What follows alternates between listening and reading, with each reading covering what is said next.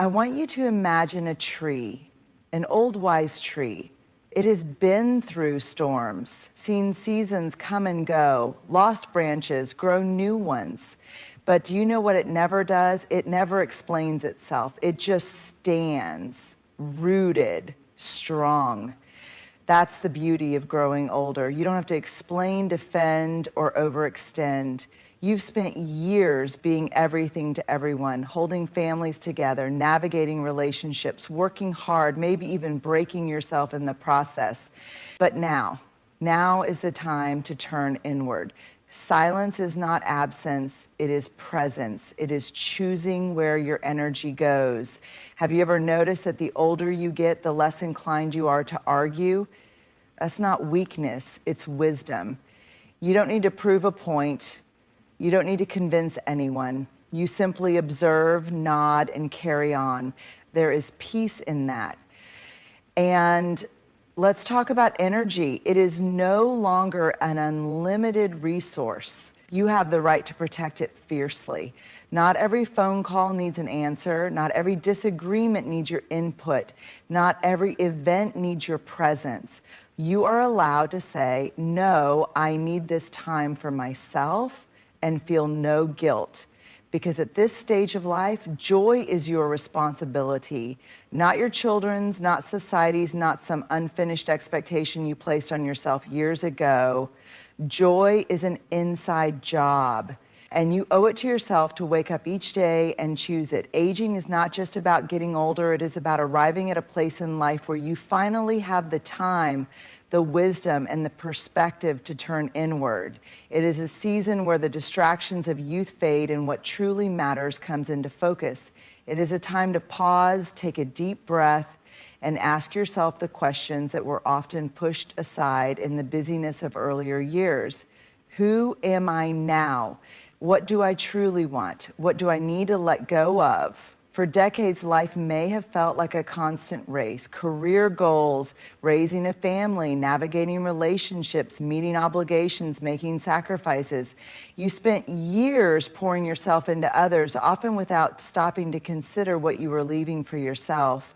But aging offers a gift that is often overlooked, the gift of clarity. You begin to see patterns in your life, choices that shaped your journey, lessons that were disguised as struggles, and moments of beauty that you may not have fully appreciated at the time.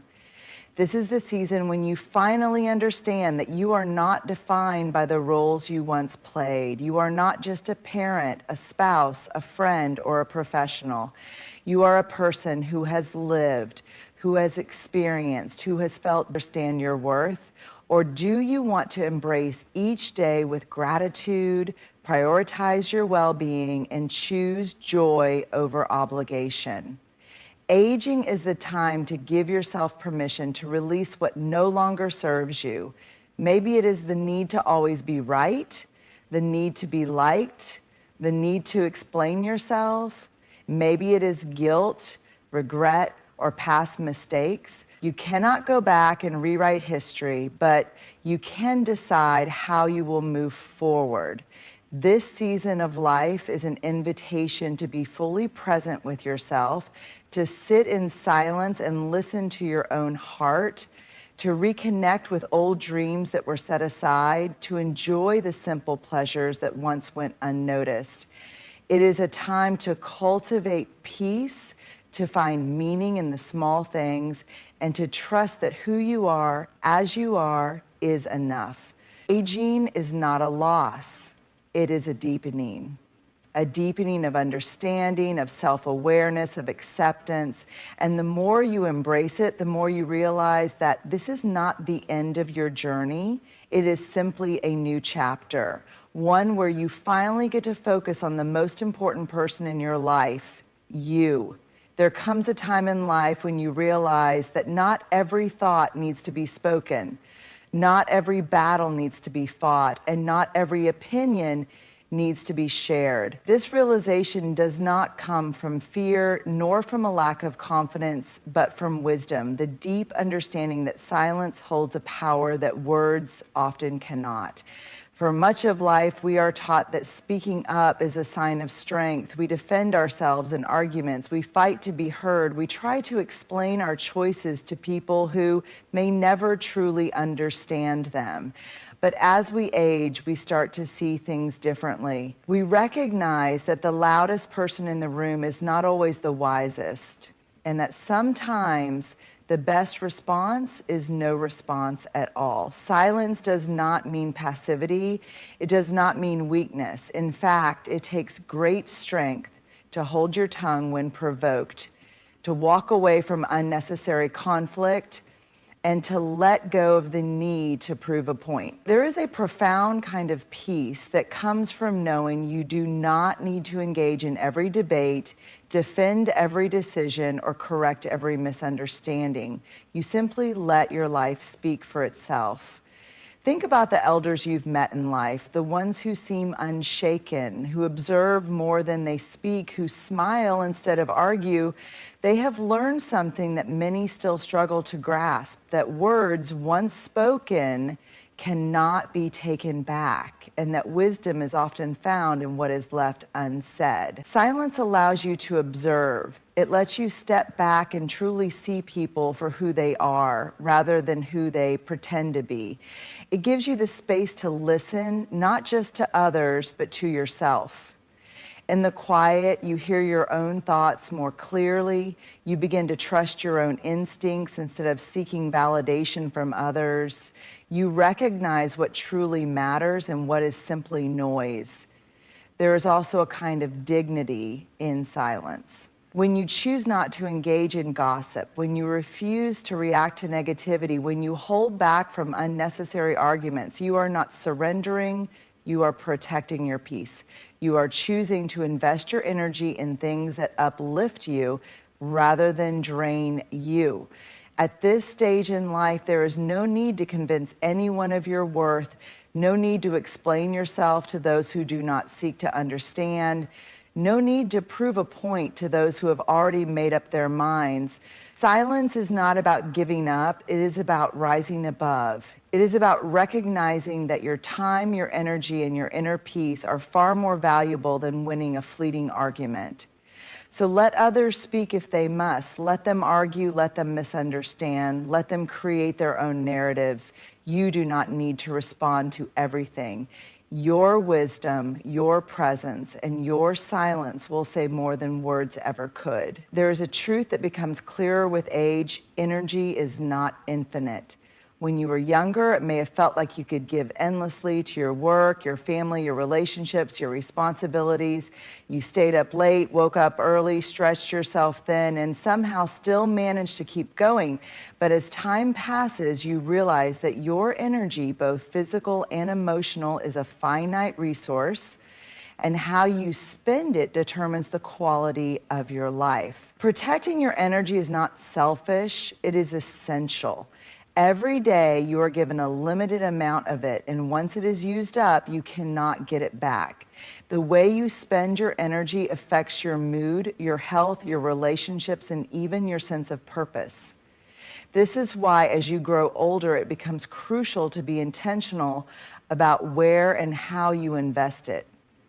Think about the people and situations that drain you, the constant complainers, the arguments that lead nowhere, the obligations that bring no joy, the unnecessary stressors that take up space in your mind. These things are not just inconveniences, they are thieves of your energy. Every time you engage in negativity, every time you overextend yourself for things that do not truly matter, you are giving away a piece of yourself that you may not get back. And here's something important. Not everything that asks for your attention deserves your energy. You do not have to attend every argument you are invited to. You do not have to explain yourself to people who are committed to misunderstanding you. You do not have to say yes when your heart is screaming no. Learning to protect your energy means learning to set boundaries, to say no without guilt, and to recognize when something or someone is simply not worth your time. But protecting your energy is not just about avoiding the negative. It is also about actively choosing the positive. What fills you up? What makes you feel alive? Maybe it is sitting in silence with a cup of tea, walking in nature, reading a book, listening to music, or spending time with people who uplift you. These are not luxuries, they are necessities.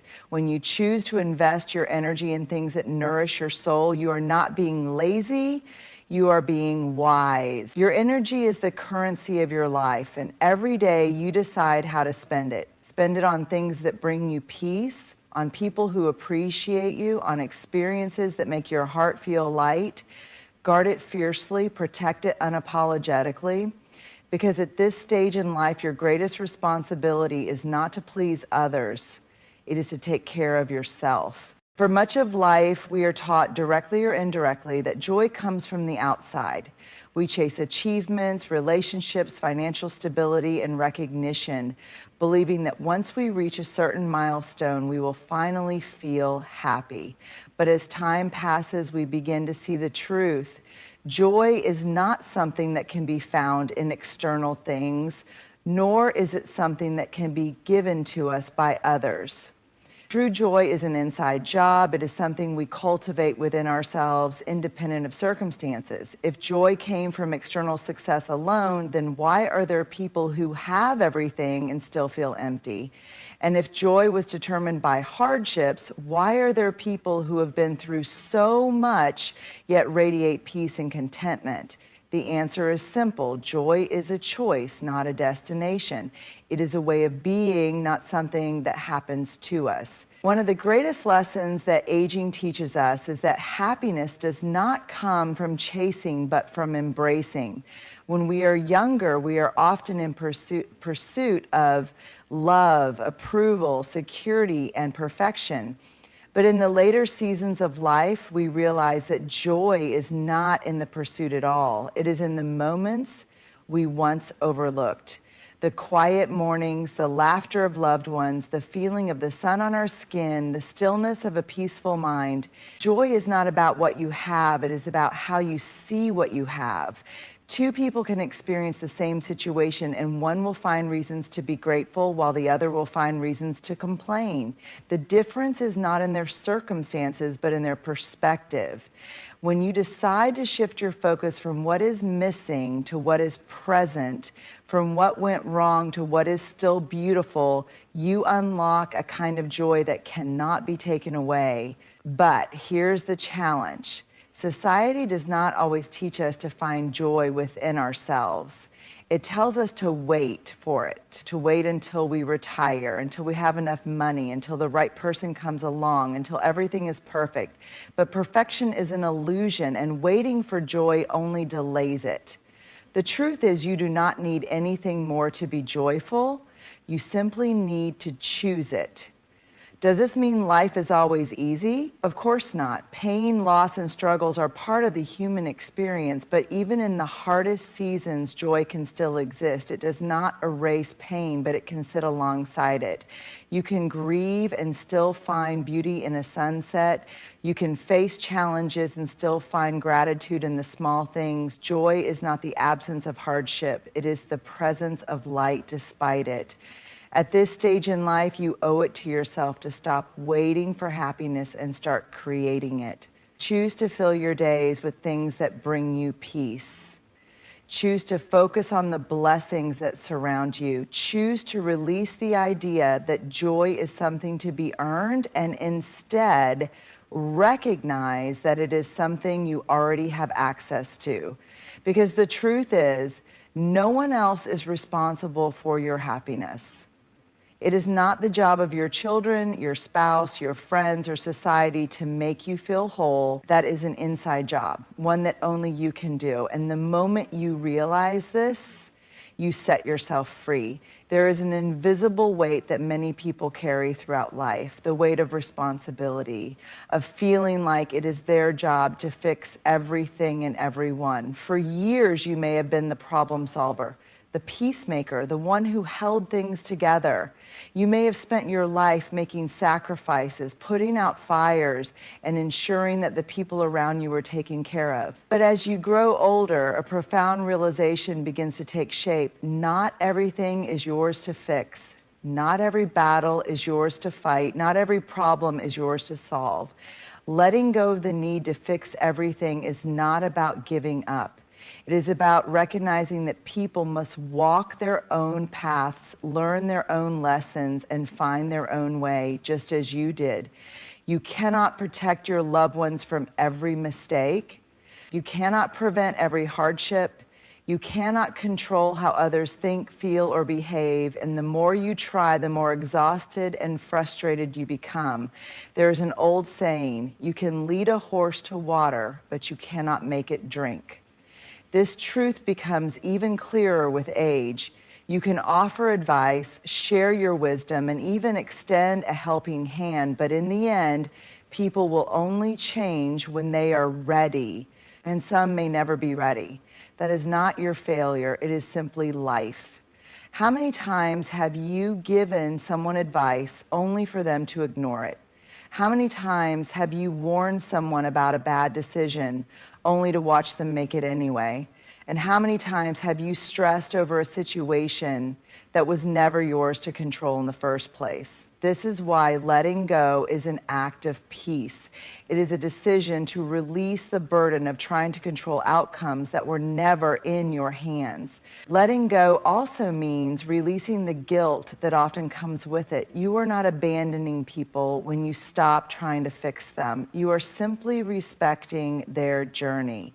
You are not being selfish when you stop taking on other people's burdens. You are simply prioritizing your well-being. There is a difference between supporting someone and carrying them, and it is not your job to carry the weight of everyone else's struggle. But perhaps the hardest part of letting go is accepting that not everyone will understand or appreciate it. Some may accuse you of not caring. Some may expect you to keep playing the same role you always have. But your job is not to meet everyone's expectations. It is to live in a way that brings you peace. At this stage in life, you have earned the right to step back, to say, I love you, but I cannot fix this for you. To offer guidance, but not force solutions.